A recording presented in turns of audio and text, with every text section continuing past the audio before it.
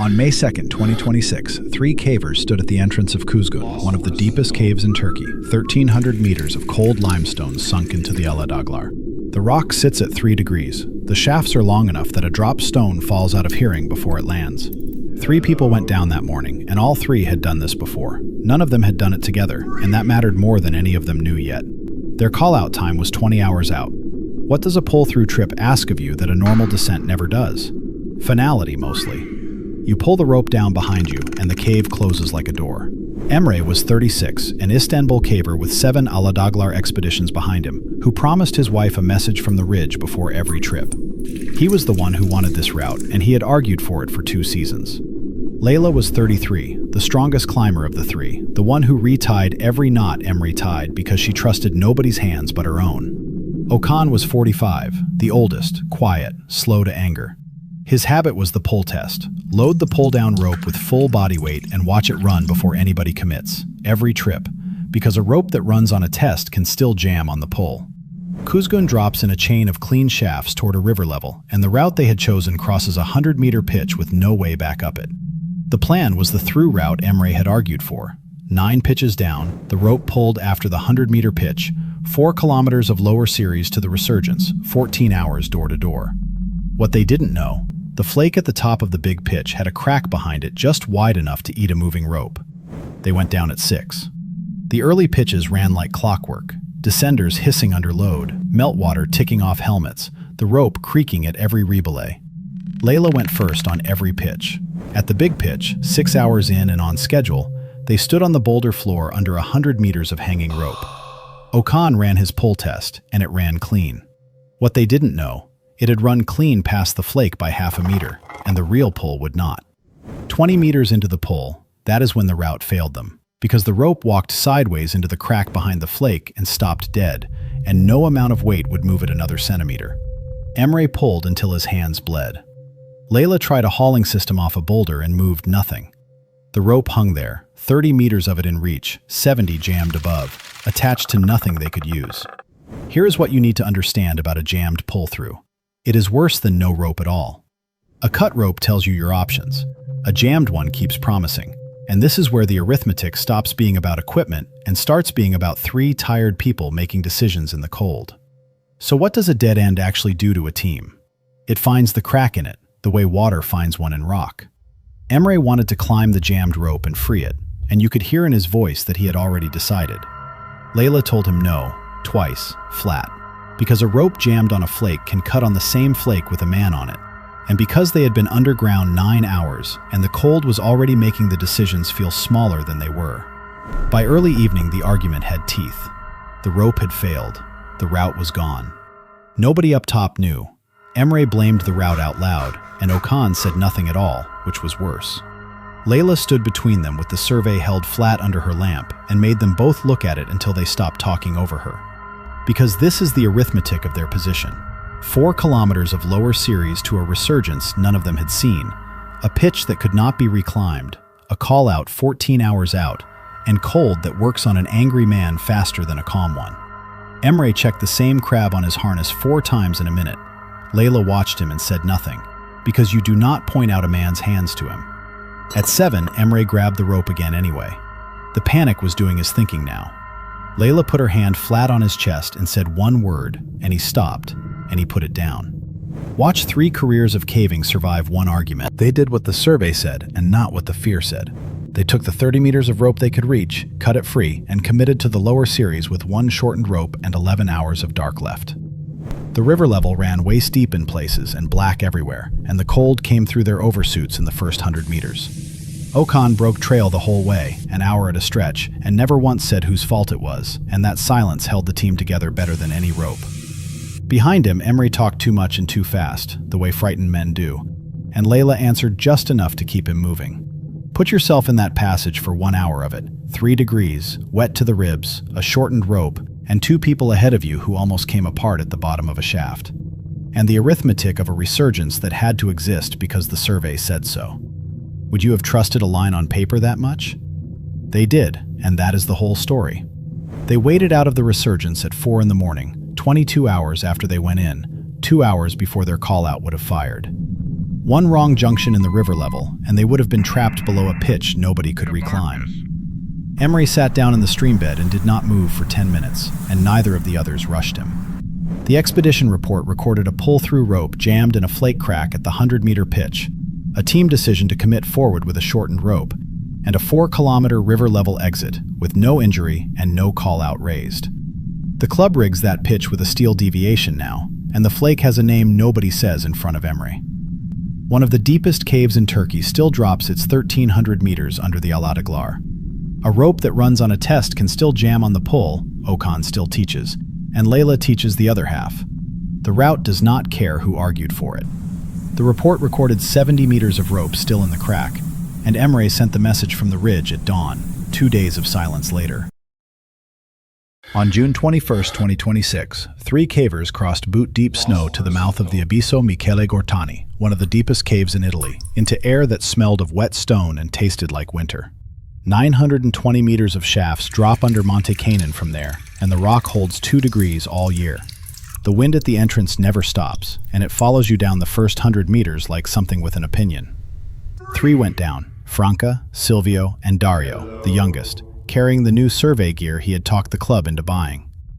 Their call-out time was 18 hours out. What does a deep alpine cave ask of you that a valley cave never does? Margins, mostly. Everything down there is further from help than it looks on the survey. Franca was 38, a Trieste caver with 9 Canin expeditions behind her, who promised her daughter a photograph of the snowfield before every trip. She led the hard pitches and everybody let her. Silvio was 44, her rope partner of 11 years, the one who never hurried and never let anybody else hurry. His habit was the 3-point rule. On any traverse, 3 points of contact before you trust the 4th, every trip, because ledges in this cave are frost-shattered and lie about their strength.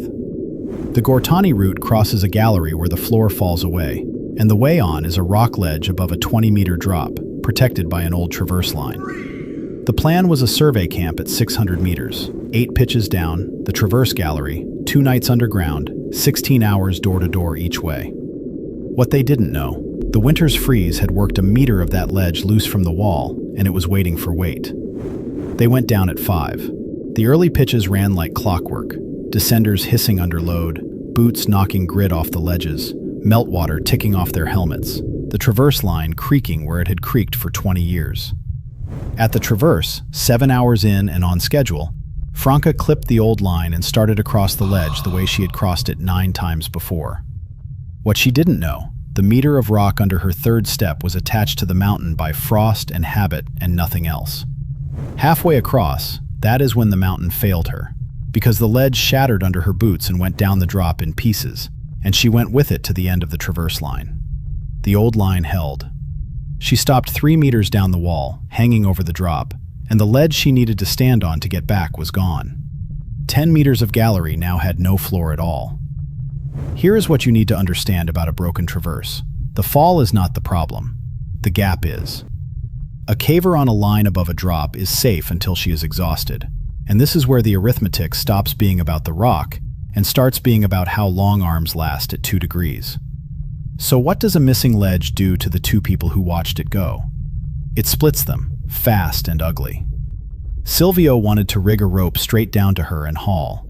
Dario wanted to go back up 8 pitches for help, and he said so with his voice climbing half an octave every sentence, and his hands would not stay still on the rope bag. He was 29, on his first bad day underground, and both of the others knew it before he did. The shouting lasted 4 minutes. The ledge had failed. Franca hung on the line. Nobody above could reach her, and the clock was hers, not theirs. It was Franca who ended the argument, from the wall, in the flat voice she used on hard pitches.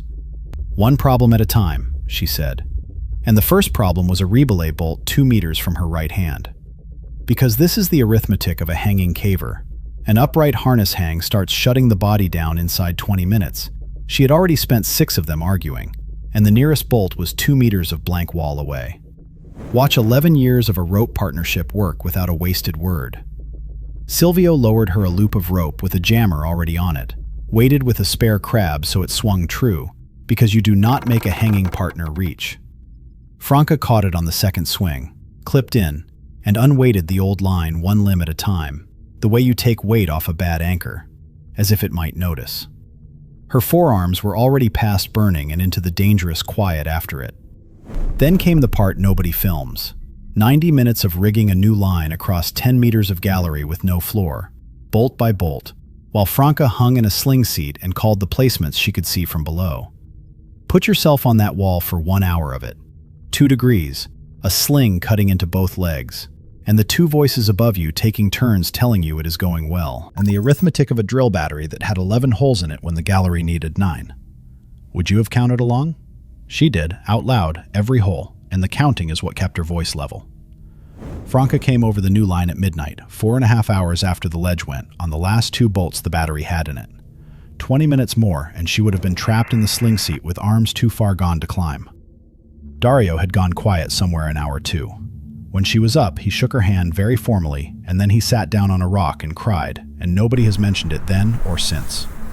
The expedition report recorded a frost-shattered ledge failing under load on a protected traverse, a 4.5-hour self-rescue by re-rig, and a drill battery finished to its last hole, with no injury and no call-out raised. The gallery carries a permanent steel line now, and the club calls it the Moretti Traverse in the rigging guide. One of the deepest caves in Italy still runs its 900 meters under Monte Canin. 3 points before you trust the 4th, Silvio still teaches, and Franca teaches the half he cannot. Hang calm, count out loud, and make the argument above you end. The report recorded 10 meters of missing floor and 9 bolts, and her daughter got the snowfield photograph 2 days late. On April 9, 2026, 3 cavers walked down into air that smelled of wet clay and moving water into the Rio Camuy system, the longest river cave in the Caribbean, where a whole river leaves the daylight and runs under the karst hills of Puerto Rico. The river is loud enough down there that you learn to read lips. 3 went down that morning, and the sky behind them was already stacking clouds. Their call-out time was 10 hours out. What does a tropical river cave ask of you that a mountain cave never does? Speed, mostly. The weather here does not arrive in fronts, it arrives in minutes. Marisol was 34, a San Juan caver with 100 trips in this system behind her, who promised her father a call from the gate before every descent. She carried the survey, and she was proud of never once needing it. Hector was 40, a hydrologist, the one who checked the forecast 3 times and read the river gauge out loud at the car. Camila was 27, fast and light and new to the team. Her habit was the chalk arrow, mark every junction on the way in, every trip, because a cave you know at noon is a stranger at midnight. The Camuy galleries run in layers above the river, and the dry levels braid and rejoin like the river that cut them. The plan was a photography run to the big chamber, 2 kilometers in on the dry upper level, 3 hours inside, out before the afternoon rain, 6 hours door to door. What they didn't know, a roof collapse in the winter had closed their usual gallery, and the way around it looked almost exactly like the way they knew. They went in at 9. The first hour ran like every good trip, boots ringing on dry flowstone, the river hissing 2 levels below, drips ticking off their helmets, Camila's chalk squeaking at every junction. At the collapse, 1 hour in, Marisol looked at the boulder choke where her gallery used to be and picked the left-hand way around it without opening the survey. What they didn't know, the left-hand way dropped a level in the first 200 meters, so gently that nobody felt it happen. 90 minutes past the collapse, that is when the cave failed them. Because the gallery they were in ended at water that should not have been there, and the passage behind them had 4 junctions that all looked the same going backwards. Marisol opened the survey for the first time in 3 years and could not place them on it. They had been underground 4 hours, and the trip plan said they should have been an hour from daylight. She turned it twice in her hands, and both of the others saw her do it. Hector watched and said nothing, and his silence was its own weather. Camila looked from one to the other and understood all at once that the 2 most experienced people in her life were guessing. Here is what you need to understand about being lost in a river cave. The lost part is survivable. The level is the danger. Dry galleries in Camuy are dry because they are high, and this is where the arithmetic stops being about navigation and starts being about how far above the river you are standing when the rain arrives. So what does an afternoon storm do to a cave like this? It raises the river a meter in an hour, and the river does not stay in its bed. It climbs into the galleries that made you feel safe, lowest first, and they had walked downhill for an hour without noticing. By 1 o'clock, the argument was open. The route had failed. The water kept rising. Nobody outside knew, and the chalk had run out 2 junctions back. Hector wanted to follow the water down to the main river and swim the known canyon out, because he trusted the river he had gauged that morning, and because standing still was eating him alive. Marisol said the word no before he finished the sentence, and the two of them stood a meter apart saying the same three arguments louder, in the dark, while the person with the answer waited for a gap. Because this is the arithmetic they were shouting over. The river was rising a meter an hour, the swim was 800 meters, and a swimmer in a flooding canyon does not get to change his mind halfway. Watch the newest caver on the team end the argument. Camila had said nothing for 10 minutes because she had been walking the junctions in her head, backwards, one at a time. Then she said one sentence: "My last arrow is uphill of us, and arrows do not move." They climbed back the way the chalk said, and not the way anybody's memory said.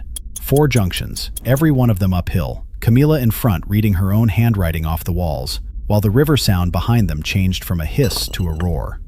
Nobody spoke at the junctions. Hector went last, and at every arrow he put 2 fingers on the chalk for a second, like a man checking a pulse. Put yourself at the 3rd junction for 1 minute of it. Warm air turning damp, an arrow half wiped by your own glove, and 2 people behind you who have stopped arguing because they are listening to the water. And the arithmetic of a storm you cannot see filling a river you cannot outswim. Would you have bet everything on chalk? They did, and that is the whole story. They came up onto the known upper level at 2:30 and out of the entrance 40 minutes later, into rain so heavy the gate was a gray wall. The river came up 2 meters that afternoon. The gallery they had argued in at noon was underwater by 4, and anybody still in it would have been trapped against the roof with nowhere left to climb. The trip report recorded a winter roof collapse, an unsurveyed detour that dropped a level without anyone noticing, and a chalk line retreat completed 90 minutes ahead of a 2-meter flood pulse, with no injury and no call-out raised. The club surveys the detour now, and the junction wall still carries her arrows. The longest river cave in the Caribbean still swallows its river under the Camuy Hills. A cave you know at noon is a stranger at midnight, Camila still teaches, and she is no longer the newest anything. The report recorded 4 junctions and 1 sentence that ended an argument, and Marisol has opened the survey at every junction since.